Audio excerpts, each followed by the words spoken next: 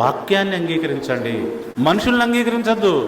వాక్య భాగములు అనుసరించండి, వాక్యాన్ని నమ్మండి, దాన్ని విశ్వసించి పాటించండి అని నేను మనవి చేస్తున్నాను.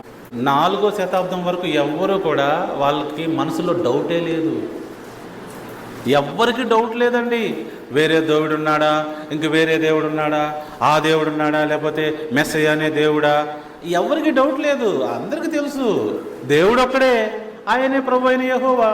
అందులో అప్పటికి అనుమానాలు లేవు. ఇంకా వీళ్ళు వచ్చి 4వ శతాబ్దంలో వీళ్ళు ఇట్లా చేసి అనుమానాలు రేకెత్తించి యేసుప్రభు వారిని దేవుడిని చేసి యూదులకి మనకి సంబంధం లేదని చెప్పేసి ప్రత్యేకించబడి ఒక మతాన్ని ఏర్పాటు చేసి బైబిల్ను కూడా హైజాక్ చేసేసుకొని ఆయన చుట్టూ కొన్ని ఆచారాలు పండుగలు ఏర్పాటు చేసి యేసుప్రభు వారిని కొలవడం మొదలెట్టారు వీళ్ళు. ఇలా జరిగిందండి.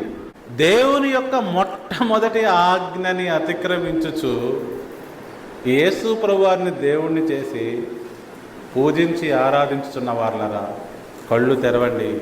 నిజమైన దేవుడు యెహోవా, ఆయన కుమారుడే మనకు వచ్చిన యేసుక్రీస్తు వారు.